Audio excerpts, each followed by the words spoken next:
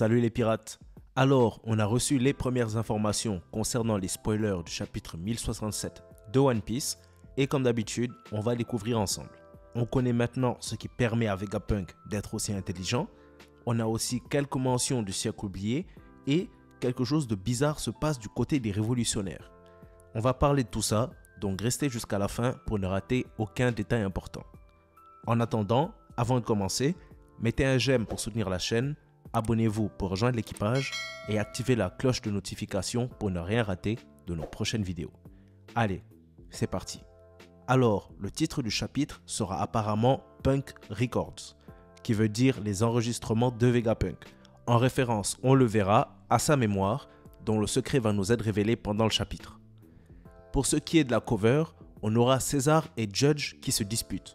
Alors, certains des leakers disent que ça pourrait être un combat, mais d'autres disent que ça serait simplement une dispute. Ce qui fait du sens parce que le terme utilisé en anglais est le mot fighting, qui peut vouloir dire un combat, mais est aussi utilisé pour décrire une dispute.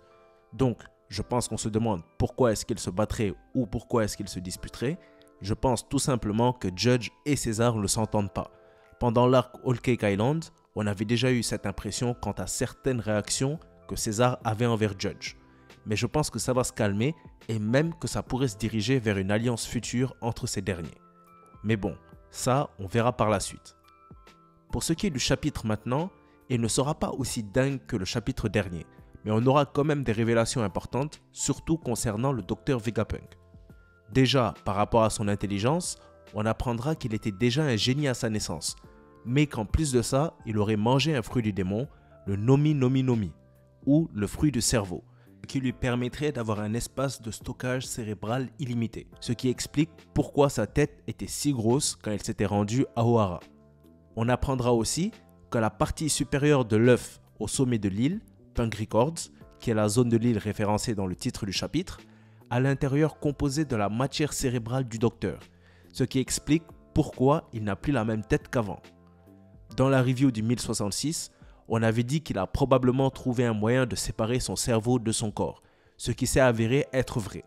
Mais maintenant, la question est de savoir quelle est l'utilité d'avoir utilisé sa matière cérébrale pour composer l'intérieur de Punk Records. Si je devais émettre une hypothèse, je dirais que Punk Records, avec Records voulant dire dossier ou enregistrement, est en fait le cerveau de Vegapunk et stocke toutes les connaissances du docteur, chose qui ne peut être faite que grâce à sa matière cérébrale, qui contient sa mémoire. Et cette partie de l'île est ce qui permet de transmettre la conscience et les informations du docteur à lui-même, mais aussi aux autres Vegapunk. C'est ma théorie. On apprendra également, sûrement à travers ce dernier, que le robot que le groupe de Luffy a trouvé était originaire du siècle oublié, ce qu'on avait déjà plus ou moins tous deviné. Mais ce qui est bizarre, c'est que le robot aurait attaqué le gouvernement mondial il y a exactement 200 ans. Pourquoi précisément il y a 200 ans? Est-ce qu'il y aurait eu quelqu'un présent à ce moment-là qui aurait essayé d'attaquer le gouvernement et aurait utilisé ce robot pour le faire? Ou est-ce que c'est un ordre à retardement qui avait été programmé pendant le siècle oublié? Et dans ce cas, pourquoi cet ordre s'est activé il y a 200 ans précisément? On n'a aucune information sur le sujet pour l'instant, mais ça pourrait donner un scénario intéressant. Donc, donnez vos théories sur le sujet. Pendant le chapitre, il va aussi se passer quelque chose avec le CP0. Apparemment, ils vont essayer de rentrer sur l'île d'Egged, mais l'accès va leur être refusé. Ce qui est surprenant parce que Vegapunk dit lui-même travailler pour le gouvernement. Alors, pourquoi est-ce qu'il refuserait l'accès au CP0, qui viennent avec comme excuse celle de rendre un Séraphin à Vegapunk?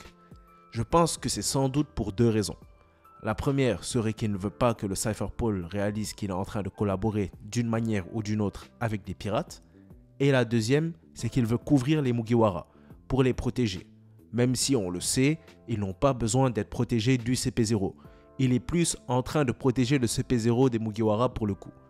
Donc, pour une raison qu'on ignore, ils n'arrivent pas à accéder à l'île. Et pour être plus précis, ils se verront l'accès à l'île refusé.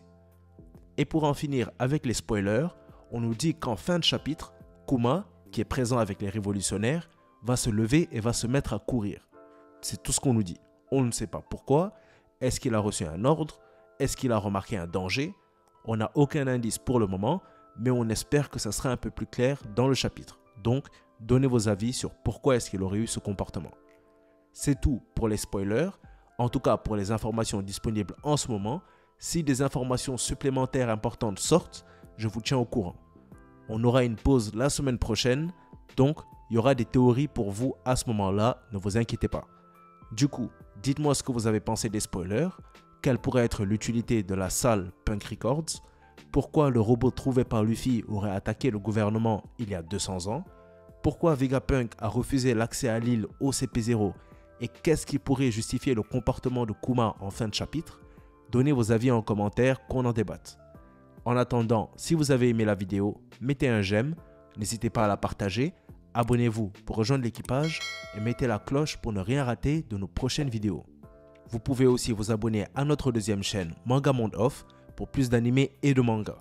On a pris un peu de retard, mais on aura couvert les 2 derniers épisodes de Bleach cette semaine et on va rajouter Black Clover et Hunter x Hunter à la liste, ainsi que d'autres comme My Hero Academia et peut-être même Jujutsu Kaisen.